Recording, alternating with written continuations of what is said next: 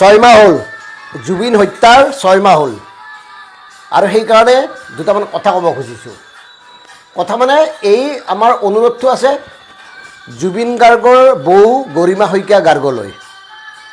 আৰু এই অনুৰোধটো কৰাৰ আগতে জুবিন অনুৰাগীৰ পৰা আমি কিছুমান পৰামৰ্শ বিচাৰিছোঁ আৰু আশা কৰিম মানে এই কথাবোৰ শেষ হওক।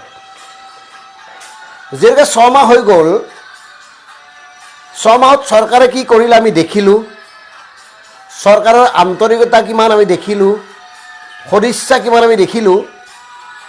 সেইকাৰণে আমি সমগ্ৰ অনুৰাগীৰ ফালৰ পৰা ডিকেবি ফেক্টে গৰিমা শইকীয়া গাৰ্গ বাইদেউক দুটামান অনুৰোধ কৰিব খুজিছোঁ। জুবিন ক্ষেত্ৰৰ দায়িত্ব আপুনি লওক। আপোনাৰ নেতৃত্বক নিৰ্মাণ হওক জুবিন গাৰ্গ, আৰু গোটেই নেতৃত্ব কেনেকৈ ল'ব, কোন কোন থাকিব কমিটিত আপুনি সিদ্ধান্ত লওক। চৰকাৰৰ পৰা জুবিন ক্ষেত্ৰ নালাগে। চৰকাৰৰ পৰা জুবিন ক্ষেত্ৰ এইকাৰণে নালাগে 6 মাহত কি হ'ল আমি দেখিলোঁ, জুবিন ক্ষেত্ৰৰ নামত কি হ'ল দেখিলোঁ, জুবিনৰ নামত কি হ'ল দেখিলোঁ, জুবিনক কোনে কেনেকৈ ব্যৱহাৰ কৰে আমি দেখিলোঁ। গতিকে আমাৰ একদম স্পষ্ট কথা, গৰিমা শইকীয়া গাৰ্গ আপুনি দায়িত্ব লওক, নেতৃত্ব লওক। জুবিন ক্ষেত্ৰখন জুবিন অনুৰাগীৰ অনুদানেৰে সহায় সহযোগিতাৰে নিৰ্মাণ কৰা হ'ব। চৰকাৰৰ কোনো প্ৰয়োজন নাই। 6 মাহ হ'ল জুবিন গাৰ্গৰ মৃত্যুতে 6 মাহ হ'ল আৰু একোৱেই নাপালোঁ। আৰু আপুনি মই মৰিলে কি হ'ব কওকচোন। জুবিন গাৰ্গক হত্যা কৰাৰ 6 মাহৰ পিছত কিয় হত্যা কৰিলে, কোনে হত্যা কৰিলে, হত্যাৰ কাৰণ কি আছিল, নেপথ্যত কোন আছিল, কি পৰিকল্পনা আছিল, এই একো কথাই আমি গম নাপালোঁ। আপুনি বা মইতো নলাত পৰি থাকিম, মাৰি পেলাব যেতিয়াই মন যায় তেতিয়াই। গতিকে আমাৰ প্ৰয়োজন জুবিন গাৰ্গক কোনে হত্যা কৰিলে, নেপথ্যত কোন আছিল, এই গোটেই কথাবোৰ আমাক লাগে। 6 মাহ হ'ল, 1 2 3 4 5 6 মহীয়া পাতিছে।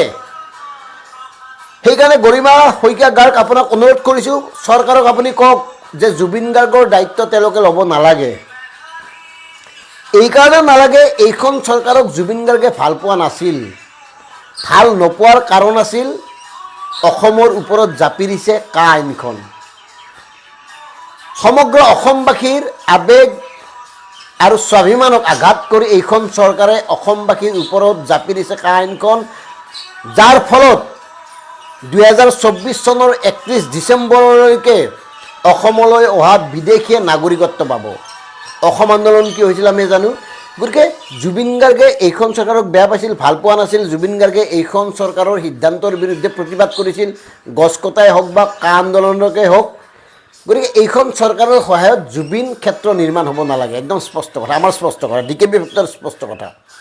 যদি আপোনালোকৰ সহমত আছে, আপোনালোকে এই কথাটো তেওঁলোকক জনাওক যে জুবিন গাৰ্গৰ জুবিন ক্ষেত্ৰ নিৰ্মাণৰ কাৰণে চৰকাৰৰ সহযোগিতাৰ প্ৰয়োজন নাই।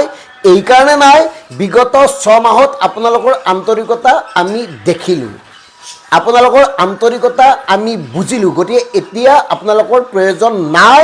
জুবিন গাৰ্গে কৈছে আপোনালোকৰ কোনো জৰুৰত নাই, প্ৰয়োজন নাই জুবিন ক্ষেত্ৰ নিৰ্মাণ কৰিবৰ কাৰণে। জুবিন ক্ষেত্ৰ নিৰ্মাণ কৰিব অসমৰ লাখ লাখ জুবিন অনুৰাগীৰ অনুদানেৰে, বৰঙণিৰে। 100 টকা দিম, মই 1000 টকা দিম, কোনোবাই 500 দিব, কোনোবাই 100 টকা দিব, এনেকৈ নিৰ্মাণ হ'ব জুবিন ক্ষেত্ৰ। জুবিন ক্ষেত্ৰত চৰকাৰৰ প্ৰয়োজন নাই। এইখন চৰকাৰে জুবিন গাৰ্গক পদে পদে অপমান কৰি আহিছে। এইখন চৰকাৰে জুবিন গাৰ্গক পদে পদে অৱজ্ঞা আৰু অৱহেলা কৰি আহিছে, তাৰ ফল জুবিন ক্ষেত্ৰ। সেইকাৰণে গৰিমা শইকীয়া গাৰ্গ আপোনাক কৈছোঁ, অনুৰোধ কৰিছোঁ, ক'বলৈ বহুত আছে, নকওঁ আজি নকওঁ, ক'লে বেয়া। অনুৰোধ কৰিছোঁ হাতযোৰ কৰি আপুনি দায়িত্ব লওক, এটা ফাণ্ড কৰক, এখন কমিটি নিৰ্মাণ কৰক আৰু গোটেই কমিটিখনে জুবিন গাৰ্গৰ জুবিন ক্ষেত্ৰ নিৰ্মাণৰ কাৰণে আগভাগ লওক। এইখন চৰকাৰক যদি আপুনিও নিৰ্ভৰ কৰে, আপুনি জুবিন গাৰ্গৰ পত্নী কেনেকৈ হ'ব কওকচোন। জুবিন গাৰ্গে এইবিলাক বিচাৰিছিল নেকি? গতিকে জুবিন গাৰ্গৰ দৰে ক'বলৈ আৰম্ভ কৰক, জুবিন গাৰ্গৰ দৰে কৰিবলৈ আৰম্ভ কৰক, তেতিয়াহে আপুনিও আমাৰ কাৰণে পূজনীয় হ'ব। যদি প্ৰাঞ্জল শইকীয়া জাতীয় মানুহৰ কথাত চলে, যদি চৰকাৰে গঠন কৰি দিয়া কমিটিখনৰ কথাত চলে তেতিয়াহ'লে আপোনাক আমি ক'বলগীয়া বহুত থাকিব, যদিও নকওঁ। সেইকাৰণে কৈছোঁ, আপুনি নেতৃত্ব লওক, মানস ৰবীনকে আদি কৰি একাংশ আপোনাৰ ভাল পোৱা, আপোনাক শ্ৰদ্ধা কৰা জুবিন অনুৰাগীক লওক আৰু জুবিন ক্ষেত্ৰ নিৰ্মাণ কৰক। চিম্পুল কথা। এইখন চৰকাৰে জুবিন ক্ষেত্ৰ নিৰ্মাণ কৰি দিব নালাগে। এইখন চৰকাৰে ইমান দিন কি কৰিলে আমি দেখিলোঁ। 6 মাহ হৈ গ'ল জুবিন গাৰ্গ মৃত্যুৰ হত্যা কোনে কৰিলে, কাৰণ কি আছিল, পৰিকল্পনা কোনে কৰিছিলে, এই কথাবোৰ আমি একো নাজানিলোঁ। এতিয়া কি হ'ল, এতিয়া খিলঞ্জীয়াৰ কথা কোৱা এইখন চৰকাৰে গুৱাহাটীৰ মজিয়াতে অনা অসমীয়াক প্ৰাৰ্থিত্ব দি কি প্ৰমাণ কৰিছে? কি কৰিছা তোমালোকে? অসমক বচাব লাগিব, অসমীয়াক বচাব লাগিব, খিলঞ্জীয়াক